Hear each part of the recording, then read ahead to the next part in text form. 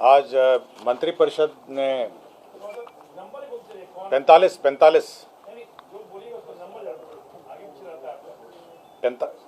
पहले नमस्कार। आज मंत्रिपरिषद ने 45 एजेंडा पर अपनी सहमति दी है और मैं सबसे पहले महत्वपूर्ण एजेंडों पर शुरुआत करता हूं। सबसे महत्वपूर्ण एजेंडा जो तीन महत्वपूर्ण एजेंडा हैं, उसमें अनुसूचित जाति जनजाति कल्याण विभाग का एजेंडा था। इसके अंतर्गत जो बिहार महादलित विकास मिशन के माध्यम से संचालित योजनाएं हैं, उसको संचालित करने के लिए राज्य में विकास मित्र की नियुक्ति हुई थी। विकास मित्र का मानदेय आपको जानकारी होगा कि वर्तमान में 13,700 निर्धारित है। तो 13,700 निर्धारित है और समय समय पर इसको विभिन्न राज्य सरकार के आदेशों से इसको बढ़ाए जाते रहे हैं, किंतु 13,700 पे आज के दिन इनको मिलता रहा है। राज्य सरकार ने यह निर्णय लिया है कि अब इस मानदेय को 13,700 से बढ़ा के 25,000 किया जाए और ये बहुत बड़ी वृद्धि है। 13,700 से बढ़ाकर 25,000 किया जाए और हर साल 5% इसकी ऑटोमेटिक वृद्धि 1 जुलाई, हर साल के 1 जुलाई को ऑटोमेटिक वृद्धि हो जाएगी।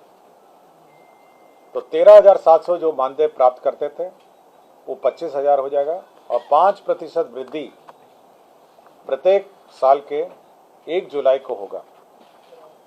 यह जो परिवर्तित जो प्रस्ताव है, जो परिवर्तित जो इनको ये जो मानदेय देय होगा, ये 1 सितंबर 2023 होगा। तो इस महीने की जो पहली तारीख है उससे देय होगा और तत्काल ये लागू हो गया है। इसके अतिरिक्त इन्हें ईपीएफ की जो राशि है वो इसके ऊपर आप जोड़ सकते हैं। जो वर्तमान ईपीएफ दर है वो देय होगा और साथ ही साथ जो कोई अलाउंसेस है, जैसे गाड़ी का है, कागज का है, कलम का है, जो उनकी कार्य क्षमता को और बढ़ाता है, वो अलग से महादलित विकास मिशन तय करेगा। तो मूल प्रस्ताव जो मानदेय का था राज्य सरकार ने अनुमोदित किया है। साथ ही साथ इनके कार्यों के बारे में भी विस्तृत से चर्चा हुई है और अब इनमें विस्तृत कार्य भी इनको अलॉट किया जाएगा यह विकास मित्र को, ताकि अनुसूचित जाति जनजाति के जो परिवार हैं देहात में, अपने गाँव में, उनको सरकार द्वारा उपलब्ध कराई सुविधाएं और योजनाओं का लाभ मिल सके। तो यह एक महत्वपूर्ण निर्णय था जो हुआ है। कितने विकास मित्र होंगे सर? पता है इसमें कुल विकास मित्र जो हैं 9,825 लोग हैं।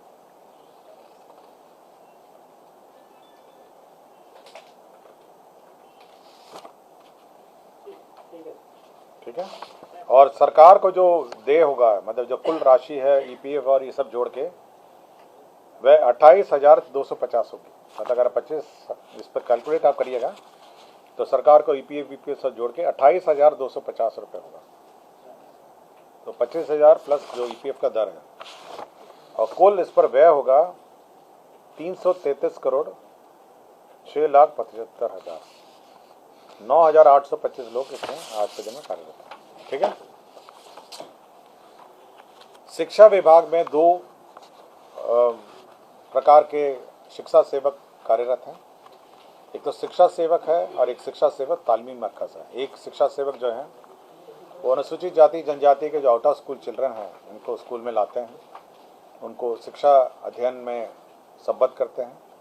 और दूसरे हैं जो अल्पसंख्यक के छात्र छात्राएं हैं, उनको अपने अपने शिक्षक संस्थाओं में लाते हैं। आज के दिन में उनको 11,000 रुपये मिलता है। तो 11,000 से बढ़ा के सरकार ने इनको 22,000 रुपये कर दिया है। और उसी प्रकार 1 जुलाई प्रतिवर्ष 5% का वृद्धि हर साल होगा। तो अब ये हर बार सरकार की अनुमति प्राप्त करनी नहीं पड़ेगी इन्हें। अब मतलब दर के लिए, मतलब बार बार इनको सरकार द्वारा संशोधित दर नहीं देना पड़ेगा और 1 जुलाई प्रतिवर्ष को 5% की वृद्धि होगी और 11,000 को बढ़ाकर 22,000 दुगना हो गया है। और साथ ही साथ जो ईपीएफ का दर है और बाकी जो अन्य दर हैं वो यथावत है। जहाँ ये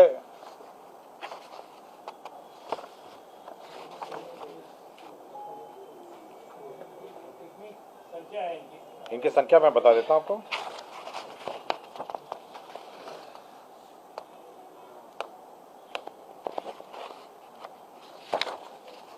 इनकी अनुमानित संख्या लिखी हुई है।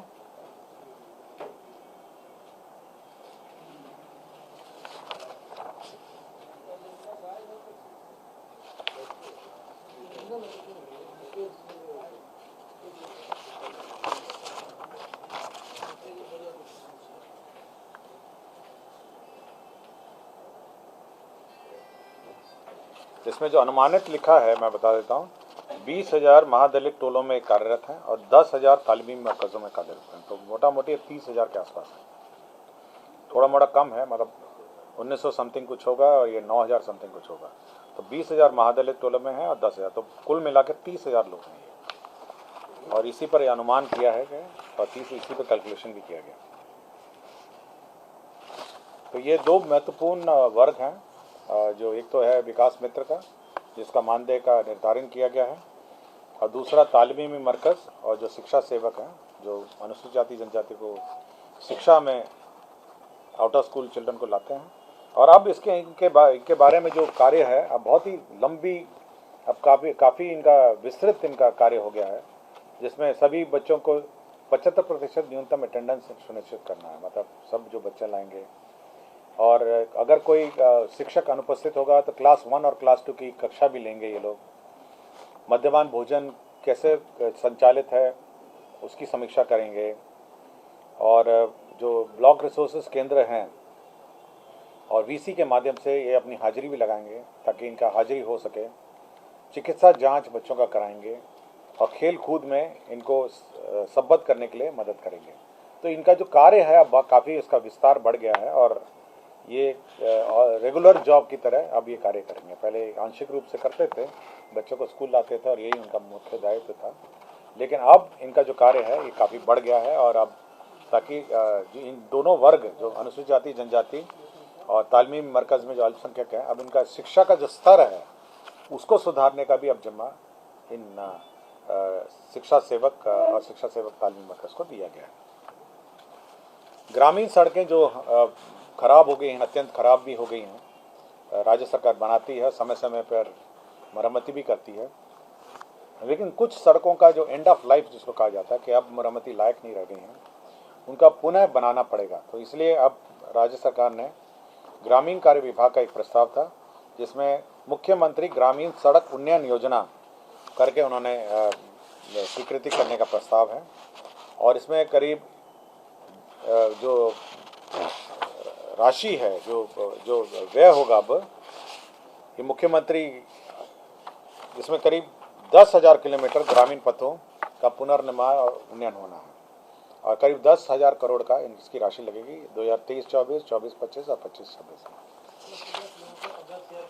हाँ 1,000 करोड़, मतलब अब पूरा ऑलमोस्ट नया बनाना पड़ेगा क्योंकि एंड ऑफ लाइफ हो गया है। और ये योजना मंत्रिपरिषद ने स्वीकृत की है। ये तो बहुत महत्वपूर्ण योजना है क्योंकि 10 साल जिसका हो, मतलब काफ़ी साल हो गए हैं, अब उसको बार बार रिपेयर करना संभव नहीं है, उसको नए सिरे से बनाना ही पड़ेगा अगले 3 साल। बिहार राज्य उच्च माध्यमिक विद्यालय प्रधानाध्यापक नियुक्ति स्थानांतरण अनुशासनिक कार्रवाई सेवा शर्त संशोधन नियमावली 2023। आपको याद होगा कि जो हेडमास्टर की नियुक्ति के लिए सरकार ने एक नियमावली बनाई थी और यह कार्य जो वर्तमान शिक्षा बहाली है उसके पूर्व हेडमास्टर की बहाली शुरू हुई थी बीपीएससी के माध्यम से, और यह मंत्रिपरिषद ने स्वीकृत किया था। तो हेडमास्टर की बहालियाँ तो उतनी संख्या में बीपीएससी से क्वालिफाई होकर हेडमास्टर नहीं मिले, तो कुछ शिथिलीकरण उस प्रस्ताव में किया गया है जो हेडमास्टर की बहाली में। उसमें न्यूनतम जो एक्सपीरियंस है वो 10 वर्ष था, तो उस 10 वर्ष का एक्सपीरियंस को घटा के अब 8 वर्ष कर दिया गया है, तो 2 साल उसमें कटौती कर दी गई है। दूसरा, उसमें परीक्षा कैसे होगी इसका पूर्व विवरणी उन्होंने नियमावली में रखा था कि 150 प्रश्न होंगे, नेगेटिव मार्किंग होगी, ये सब था। अब ये प्रावधान किया गया है कि जो परीक्षा का पाठ्यक्रम और परीक्षा का प्रारूप होगा वो शिक्षा विभाग और बीपीएससी आपसी विमर्श परामर्श से निर्धारित करेगा। तो दोनों विमर्श और परामर्श करेंगे और तब वो पाठ्यक्रम और जो परीक्षा का प्रारूप है, स्वरूप है, वह निर्धारित करेगा। तो यह दो महत्वपूर्ण संशोधन जो हेडमास्टर की नियुक्ति है उसमें कर दी गई है। तीसरा संलेख यह है, तीसरा जो महत्वपूर्ण निर्णय है जो है शिक्षकों की नियुक्ति के संबंध में है। आपके प्रथम चरण की नियुक्ति हो गई है, अब द्वितीय चरण की नियुक्ति होगी और जितने वैकेंसीज हैं उसके बाद फिर से नियुक्ति होगी। इसमें जो बिहार राज्य विद्यालय अध्यापक नियमावली के आलोक में पंचायती राज और नगर निकाय के जो पद हैं अब उनको सरेंडर करके रेगुलर जो बीपीएससी से बहाली हो रही है उसके पद सृजित किए गए थे। तो इसमें पहले उच्च माध्यमिक शिक्षक में 18,830 पद थे, माध्यमिक शिक्षक के 18,880 थे और 6 से 8 वर्ग के 31,982 थे। तो इन सभी को सरेंडर करके रद्द करके अब 18,830 बीपीएससी नियुक्त करेगा। 11 से 12 कक्ष में, 9 से 10 कक्ष में 18,880 और 6 से 8 में 31,982। आप टोटल कर लीजिए, मैं फिर से पढ़ देता हूँ। 11 से 12 कक्ष में 18,830, 9 से 10 वर्ग में 18,880 और 6 से 8 में 31,982। तो कुल कितनी नियुक्ति होगी इन तीनों का आंकड़ों का अगर आप टोटल करेंगे तो निकल आएगा। स्पष्ट है। बिहार राज्य में जो कुपोषित बच्चे हैं आंगनवाड़ी केंद्रों में उनको ये समाज कल्याण का प्रस्ताव था। तो बिहार जो कुछ कुपोषित बच्चे हैं 3 से 6 वर्ष वाले, उनको अब सुधा से मिल्क पाउडर लेके दूध पिलाने का व्यवस्था की जा रही है। इसके अंतर्गत 232 करोड़ 20 लाख 70 हजार का व्यय होगा। तो बच्चों को अब वहाँ से मिल्क पाउडर आएगा, मिल्क पाउडर को घोल के बच्चों को दूध पिलाया जाएगा। ये 3 से 6 वर्ष के बच्चों को 232 करोड़ 20 लाख 70 हजार करोड़ का व्यय होगा। और प्रत्येक जो बच्चा होगा उसको 100 मिलीलीटर दूध होगा और 12 ग्राम पोषक सुधा से तैयार कर दिया जाएगा। तो 100 मिलीलीटर दूध हर बच्चे को दिया जाएगा। राज्य में जो आंगनवाड़ी केंद्र में समाज कल्याण का प्रस्ताव था, राज्य में जो अभी आंगनवाड़ियों में जो खाना बनता है वो लकड़ी के चूल्हे में लकड़ी से बनता है। अब सरकार ने यह किया है कि ये इससे प्रदूषण भी बढ़ता है और बच्चे और वहाँ पे जो बच्चे जो रहते हैं पढ़ते हैं उनके भी स्वास्थ्य में प्रभाव पड़ता है। सरकार ने अपने 1,15,009 आंगनवाड़ियों में यह निर्णय लिया है कि धुआं रहित एलपीजी के 2 गैस सिलेंडर उपलब्ध कराए जाएंगे और चूल्हा, जिसमें 74 करोड़ 75 लाख 58,500 रुपये लगेंगे और गैस का रिफिलिंग होगा 165 करोड़ 75 लाख 9,708। तो अब गैस से खाना बनाया जाएगा आंगनवाड़ी केंद्रों में, क्योंकि लकड़ी का जो चूल्हा है उससे प्रदूषण बढ़ता है और बच्चों की सेहत में भी असर होता है। तो गैस सिलेंडर चूल्हा का क्रय होगा और उसका रिफिलिंग होगा। तो दो मिला के 74 करोड़ 75 लाख 58,500 और साथ ही साथ गैस रिफिलिंग का 165 करोड़ 75 लाख 9,708। विभिन्न शहरों में जो नगर विकास आवास का प्रस्ताव है, विभिन्न शहरों में जो जल निकासी की योजनाएं आज स्वीकृत की गई थी और इसमें सबसे पहला जो ये आत्मनिर्भर बिहार के 7 निश्चय 2 के अंतर्गत है। सबसे पहला है जहानाबाद नगर परिषद में जल निकासी का जो स्ट्रॉन्ग वाटर ड्रेनेज जिसको हम लोग कहते हैं, उसमें 49 करोड़ 20 लाख का योजना स्वीकृत हुआ था। तो स्ट्रॉन्ग वाटर ड्रेन जहानाबाद में 49 करोड़ 20 लाख का योजना स्वीकृत हुआ जहानाबाद नगर परिषद क्षेत्र में। इसी तरह सीतामढ़ी नगर निगम क्षेत्र में, सीतामढ़ी नगर निगम क्षेत्र में जो जल निकासी की योजना है strong water drainage, 104 crore 56 lakh की योजना स्वीकृत हुई। सीतामढ़ी नगर निगम क्षेत्र में जो जल जमा होता है उससे निजात पाने के लिए 104 करोड़ 56 लाख की योजना स्वीकृत हुई। इसी तरह नगर विकास आवास विभाग का प्रस्ताव था बोध गया नगर परिषद क्षेत्र में, बोध गया नगर परिषद क्षेत्र में 91 करोड़ 18 लाख रुपए की योजना स्वीकृत हुई। तो 91 करोड़ 18 लाख की योजना में बोध गया में जल निकासी स्टॉर्म वाटर ड्रेनेज का निर्माण किया जाएगा। पूर्णिया नगर निगम क्षेत्र में 27 करोड़ मतलब 87 करोड़ 46 लाख रुपए का स्टॉर्म वाटर 87 करोड़ 46 लाख 87 करोड़ 46 लाख रुपए का स्टॉर्म वाटर ड्रेनेज सिस्टम की योजना स्वीकृत की जाएगी पूर्णिया नगर निगम क्षेत्र में। उसी तरह बेतिया नगर निगम क्षेत्र में स्टॉर्म वाटर ड्रेनेज का 63 करोड़ 56 लाख रुपए की स्टॉर्म वाटर ड्रेनेज योजना स्वीकृत की जाएगी। ये सभी योजनाएं जो है आत्मनिर्भर बिहार के 7 निश्चय के अंतर्गत ये प्रमाणित है, इसलिए सभी शहरों में स्टॉर्म वाटर ड्रेनेज का निर्माण किया जाना है। शिवर नगर परिषद में भी स्टॉर्म वाटर ड्रेनेज निर्माण होना है, जिसमें जल निकासी के लिए 60 करोड़ 16 लाख रुपए की योजना स्वीकृत होगी। ये शिवर नगर क्षेत्र है। तो ये सारी योजनाएं जो है नगर निकाय क्षेत्रों में जो जल निकासी की स्टॉर्म वाटर ड्रेनेज सिस्टम का स्वीकृति किया गया। कृषि विभाग का एक प्रस्ताव था बिहार कृषि विश्वविद्यालय सपोर में, इसमें स्थापना व्यय की स्वीकृति की गई थी 2023-24 का, और स्थापना व्यय में कुल 68 करोड़ 11 लाख रुपए व्यय होंगे। यह बिहार कृषि विश्वविद्यालय सबौर का स्थापना व्यय है, और इसके अंतर्गत नालंदा उद्यान महाविद्यालय है नूरसराय, मंडन भारती कृषि महाविद्यालय सहरसा, वीर कुंवर सिंह कृषि महाविद्यालय डुमरांव, बिहार कृषि विश्वविद्यालय सबौर, भोला पासवान शास्त्री कृषि महाविद्यालय पूर्णिया और डॉक्टर कलाम कृषि महाविद्यालय किशनगंज। तो ये सारे आपके कृषि विद्यालयों के लिए स्थापना मद में व्यय की स्वीकृति हुई। विभिन्न स्थानों पे राज्य सरकार ने औद्योगिक क्षेत्र बनाने के लिए योजनाएं स्वीकृत की है। तो सबसे पहले खगड़िया परबत्ता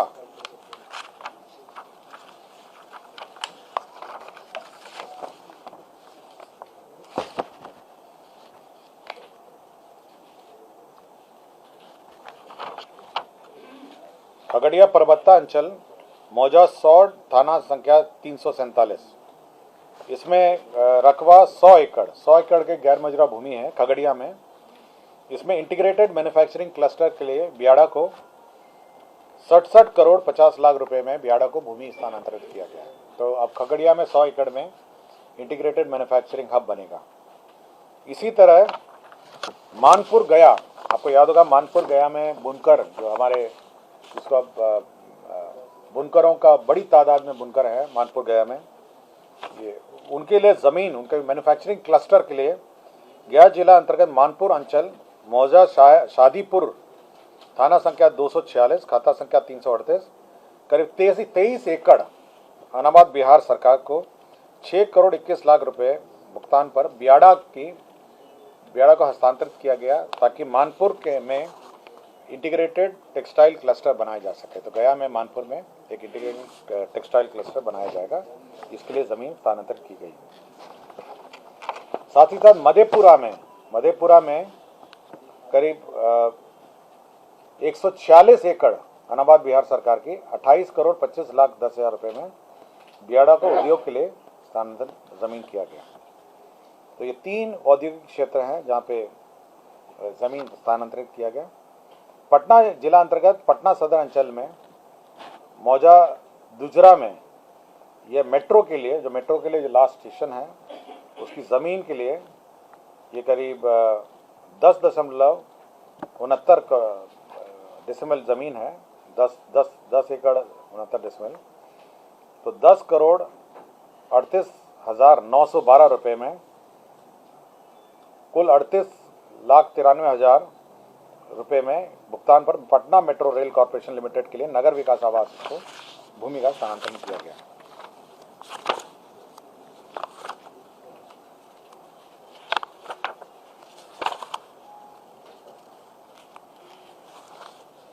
राज्य में विभिन्न शहरों में म्युनिसिपल सर्वे के पश्चात जो खतियान बना उसमें रैयतों का लगा निर्धारण नहीं हुआ है। जो शहरी क्षेत्र में लगा निर्धारण की प्रक्रिया पूरी नहीं हुई है और बहुत जगह लोग शहर में रहते हैं, सर्वे भी हो गया, लगा निर्धारण नहीं हुआ। तो वन टाइम लगा निर्धारण और रेंट रोल बनाने के लिए सभी शहरी क्षेत्र में एडीएम जो हैं उनको लगा निर्धारण के लिए की शक्तियाँ प्रदत्त की गई हैं। जो शहरी क्षेत्र में लगा निर्धारण की शक्तियाँ को प्रदत्त की गई है। वैशाली जिला अंतर्गत राजकीय अभियंत्रण महाविद्यालय के लिए वैशाली में आवासीय भवन बनाने के लिए भूमि 5.44 एकड़ राजस्व भूमि सुधार विभाग के माध्यम से दी जा रही है। हमारे राज्य में स्पेशल सैप जो है, स्पेशल ऑक्सिलरी फोर्स, आज के दिन में अनुबंध में कार्यरत हैं और करीब टोटल है 3,431 सैप के कर्मी आज के दिन में कार्यरत हैं। तो उनका मानदेय जो है, उनके मानदेय में का बढ़ोतरी हुआ है। जूनियर कमीशन्ड ऑफिसर का मानदेय 20,700 से बढ़ा के 23,800 कर दिया गया है और सैप जवान का मानदेय 17,250 से बढ़ाकर 19,800 कर दिया गया है और रसोइया का 13,110 से बढ़ाकर 15,100 कर दिया गया है। तो सैप जवान के मानदेय में बढ़ोतरी की गई है। पशु एवं मत्स्य संसाधन विभाग का प्रस्ताव था। इसमें राज्य स्कीम के अंतर्गत चलनित मत्स्य निदेशालय का पुनर्गठन योजना है। इसमें केवल एक ही संशोधन किया गया है, जिसमें जो योजना मद है, जो योजना मद से हटाकर जो स्थापना है उसको गैर योजना मद में किया है, जिसमें एक कार्यपालिका मत्ता है और इसमें एक संयुक्त मत्स्य निदेशक है। तो एक एक पद है, 2 पदों को योजना मद से हटाकर गैर योजना मद किया गया है। राज्य में 315 प्रथम वर्गीय पशु चिकित्सालयों की स्थापना की योजना थी। चलनित मोबाइल वेटनरी यूनिट्स की स्थापना थी 315। ये सभी योजना मद में था। ये परमानेंट प्रकार का व्यवस्था है। ये सभी को 11 गैर योजना मद में स्थानांतरित कर दिया है और इसके अंतर्गत 65 करोड़ 62 लाख रुपए इसमें व्यय होंगे। पिछड़ा वर्ग एवं अति पिछड़ा वर्ग कल्याण विभाग बिहार के अधीन अन्य पिछड़ा वर्ग कन्या आवासीय विद्यालय में शिक्षक, पुस्तकालय, प्रधानाध्यापकों के पदों में नियुक्ति और प्रोन्नति एवं अन्य सेवा शर्त विनियमन हेतु बिहार राज्य पिछड़ा वर्ग अति पिछड़ा वर्ग कन्या आवासीय +2 उच्च विद्यालय शिक्षक प्रोन्नति नियुक्ति प्रोन्नति अनुशासनिक कार्रवाई सेवा शर्त नियमावली 2023 का गठन किया गया। इसमें जो हमारे आवासीय विद्यालय हैं उसमें जो शिक्षक हैं अब उनकी भी नियुक्ति होनी है और उनकी सेवा शर्त क्या होगी, उसका क्वालिफिकेशन क्या होगा, यह तय किया गया है। किंतु इनकी जो नियुक्ति होगी, जो सामान्य शिक्षक होंगे, जो सामान्य शिक्षा विभाग जो बीपीएससी से नियुक्त हो रहा है, उन्हीं के साथ इनकी भी नियुक्ति होगी। किंतु इसका ऑप्शन अगर किसी को देना होगा तो वो ऑप्शन परीक्षा के वक्त दे सकेगा कि हम आवासीय विद्यालय में काम करेंगे या रेगुलर स्कूल में काम करेंगे। तो नियुक्ति की प्रक्रिया तो सेम होगी, क्वालिफिकेशन अलग हैं और यह करीब 1000 इसमें वैकेंसीज हैं। तो करीब 1000 के आसपास इस आवासीय कन्या आवासीय और पिछड़ा आवासीय विद्यालयों में नियुक्ति होगी। बीपीएससी करेगा। जो बीपीएससी की सामान्य शिक्षा की भर्ती है साथ ही होगा। करीब 1000 जो है ऑप्शन दे पाएंगे, जैसे यूपीएससी में होता है या बीपीएससी में होता है, परीक्षा एक होती है लेकिन अन्य सेवाओं में आप ऑप्शन देते हैं, तो यह ऑप्शन दे सकेंगे।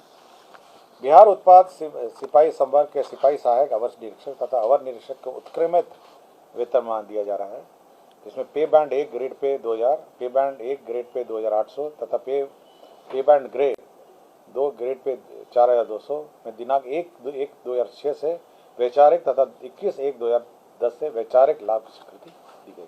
तो पे रिवीजन का मामला है। सामान्य प्रशासन विभाग में खगड़िया जिला अंतर्गत संसारपुर में विभिन्न अधिकारी और कर्मचारियों के लिए आवासीय भवन निर्माण की स्वीकृति दी गई है 72,26,52,000।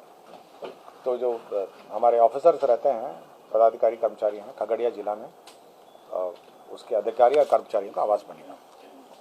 सिमुलतला में आपको जानकारी होगा कि आवासीय विद्यालय है जमुई में। सिमुलतला सबसे मॉडल स्कूल की तरह है। इसका पुनरीक्षित प्राक्कलन की स्वीकृति की दी गई है 37 करोड़ 16 लाख रुपए इसकी पुनरीक्षित।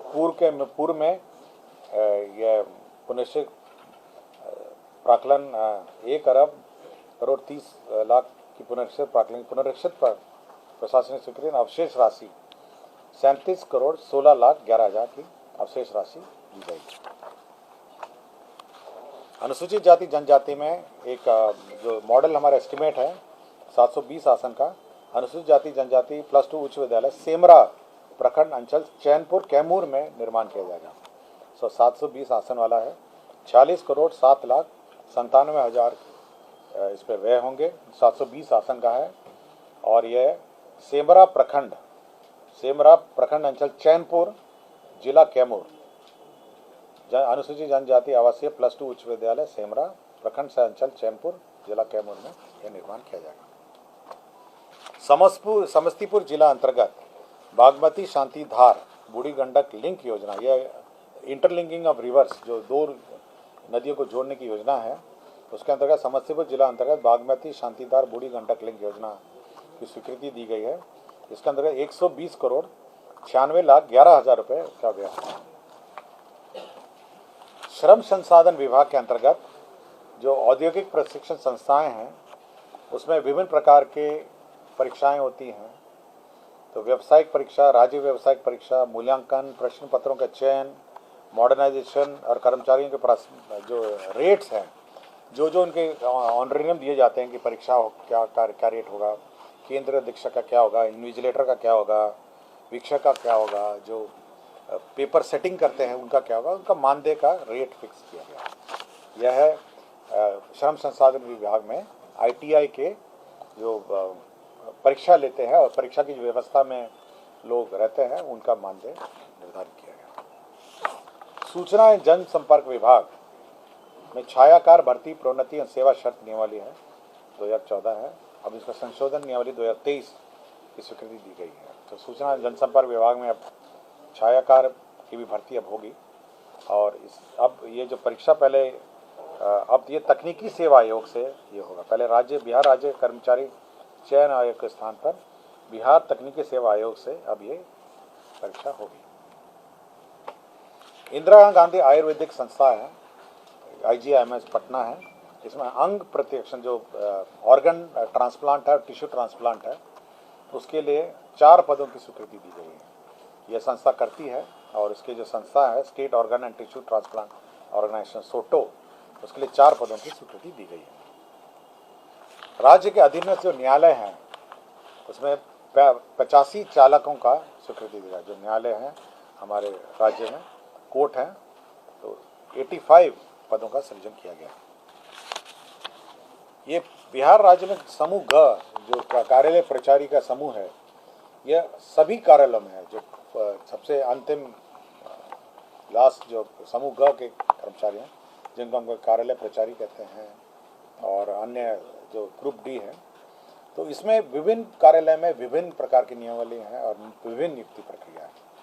तो राज्य सरकार ने सबको एकत्रित करके एक अब परीक्षा होगी और एक परीक्षा के माध्यम से सभी ग्रुप D के कर्मचारी अब ये नियुक्त होंगे। तो सारे जितने हैं आपके स्थानिक आयुक्त है, रेजिडेंट कमिश्नर के ऑफिस है, विभिन्न कार्यालयों में अलग अलग नियमावली है, तो सभी नियमावली को अब एक कर दिया गया है और एक ही नियमावली के तहत अब ये नियुक्ति होगी।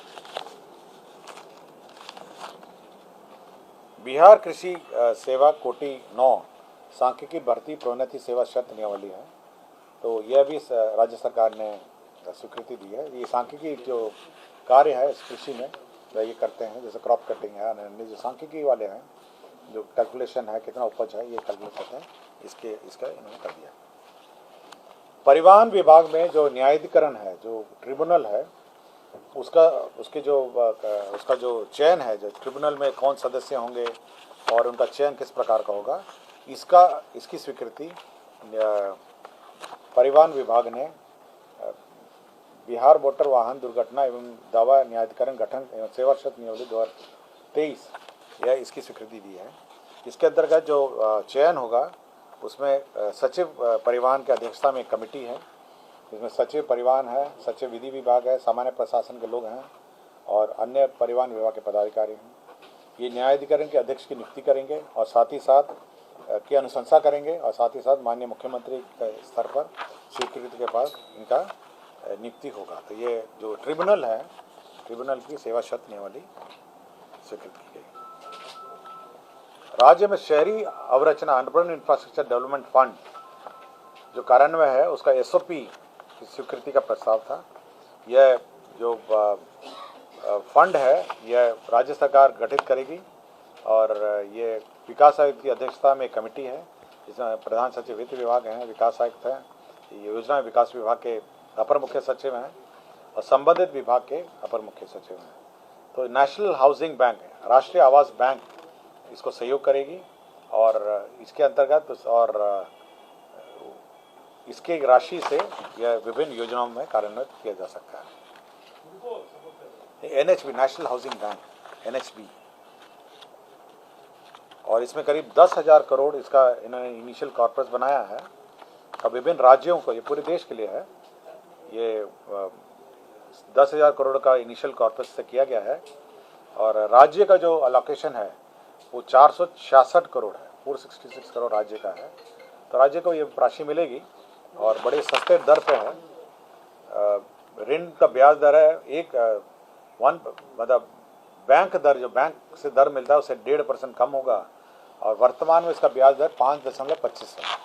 तो सस्ते दर पर लोन मिलेगा और उससे विभिन्न योजना का कार्यान्वयन होगा जिसमें वाटर सप्लाई नेटवर्क है, अर्बन कनेक्टिविटी है और अर्बन क्षेत्र में अर्बन डेवलपमेंट है।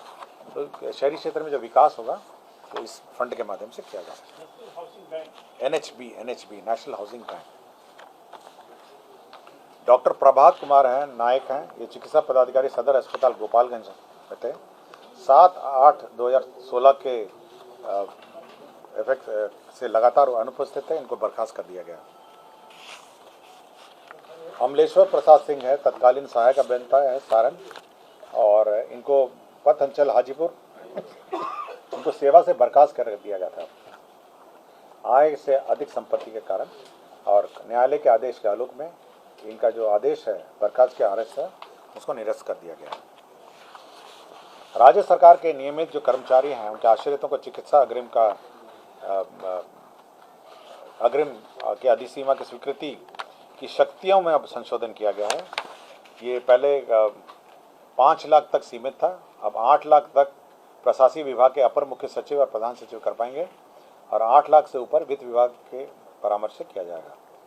और 80 चिकित्सा संस्थाओं से प्राप्त एस्टीमेट के आधार पर प्रकलित राशि का 80% स्वीकृत किया जाएगा और स्वीकृत अग्रिम के रूप में सीजीएस दर पर निर्धारित समय सीमा के अंतर्गत 6 माह के अंदर इसका समायोजन हो जाना चाहिए। मतलब इसका तात्पर्य है कि 8 लाख आपको चिकित्सा राशि तक विभाग सक्षम करेगा, 80% एस्टीमेट का आपको अग्रिम दे होगा और आपको 6 महीने तक उसका एडजस्टमेंट होगा।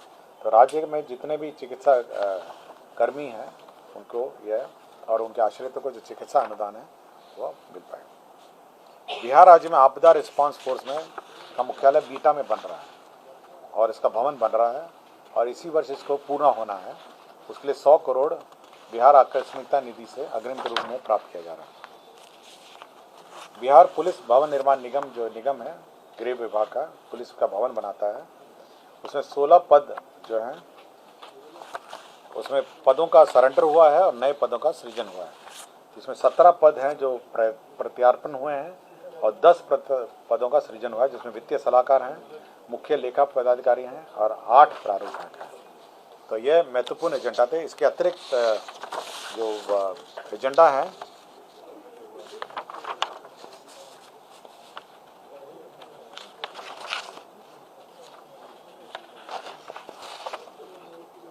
जैसे वित्त विभाग का CFMS जो 2.0 है जो कार्यान्वित किया जा रहा है, जिसमें CFMS चल रहा है, जिसके माध्यम से सभी सरकारी वित्तीय लेन देन होता है, उसका जो CTMS के दर से 1,70,000 प्रति माह के दर से 15 करोड़ 30 लाख की राशि भुगतान की जाएगी। इसकी स्वीकृति मिली है।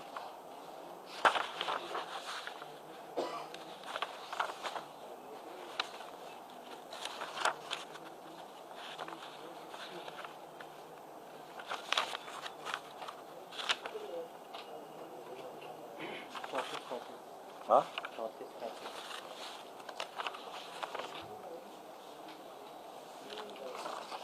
दूसरा एक मंत्रिमंडल सचिवालय का था, ये बहुत महत्वपूर्ण एजेंडा है मंत्रिमंडल सचिवालय का।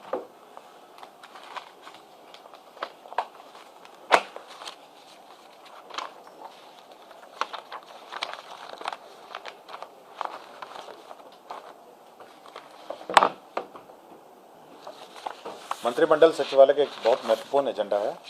यह है seed criminal WJC 435/15 Krishna Yadav बनाम बिहार राज्य मान्य दिनांक 30/4/2019 में माननीय उच्च न्यायालय द्वारा आदेश पारित किया गया है।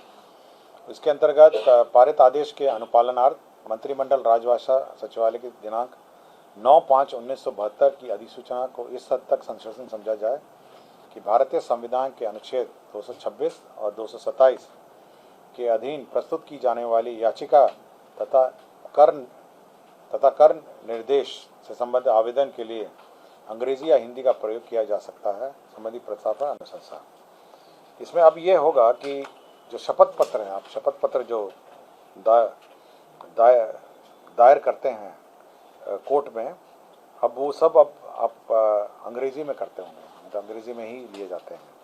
अब ये प्रावधान इस संशोधन के बाद ये हुआ है कि अब यह जो शपथ पत्र है अब यह हिंदी में भी दायर किया जा सकता है। अब हिंदी में आप दायर कर सकते हैं, और यदि माननीय उच्च न्यायालय कोई खास मामले में चाहे तो अंग्रेजी प्रारूप मांग सकता है। लेकिन अब यह हिंदी में भी शपथ पत्र आप माननीय उच्च न्यायालय में दायर कर सकते हैं। हाँ, आम आदमी अब आप हिंदी में दायर कर सकते हैं। पहले अंग्रेजी में आपको दायर करना पड़ता था। पूरा एफिडेविट जो है अब अंग्रेजी में, पहले ये नियम था कि पहले आपको हिंदी में दायर कर सकते थे, लेकिन अंग्रेजी अनुवाद उसको करके दोनों दायर करना था। अब ये है कि आप केवल हिंदी में दायर कर सकते हैं, और यदि माननीय उच्च न्यायालय हिंदी के कागजात का अंग्रेजी अनुवाद कराने का आदेश दे सकेगा। अगर वो चाहेगा तो अंग्रेजी का अनुवाद करा के आपसे मांग सकता है। तो यही एक महत्वपूर्ण एजेंडा है। शिक्षा सेवक बढ़ाएंगे क्या? हड़ताल उनकी है? देखिए, शिक्षा सेवक जो है उनका मूल काम जो था, जो शुरू में उनका मूल काम ये था कि वो जितने आउट ऑफ स्कूल चिल्ड्रन है, जो बच्चे पढ़ते नहीं हैं, ड्रॉप आउट है, स्कूल आते थे लेकिन नहीं आना बंद कर दिया है, तो उनको स्कूल लाने का था। तो अब ये है कि उनका अब दायरा बढ़ा दिया गया। अब वो उनकी पढ़ाई पर मॉनिटरिंग करेंगे, देखेंगे कि सच्ची में पढ़ रहे हैं, फिर से एक बार स्कूल लाए फिर चले नहीं गए, और सही से पढ़ रहे हैं, साथ ही साथ उनको मिड डे मील मिल रहा है, उनकी चिकित्सा के बारे में भी ख्याल करेंगे, साथ ही साथ उनके खेल कूद जो व्यवस्था है उसकी देखेंगे। और यदि टीचर एब्सेंट होगा, मतलब सपोज एक और 2 क्लास का टीचर एब्सेंट हो गया किसी कारण से, तो वो पढ़ाएंगे 1 और 2, मतलब जो बेसिक, हाँ 1 और 2 क्लास 1 और क्लास 2 की बात कर रहा हूँ मैं, ऊपर वाली क्लास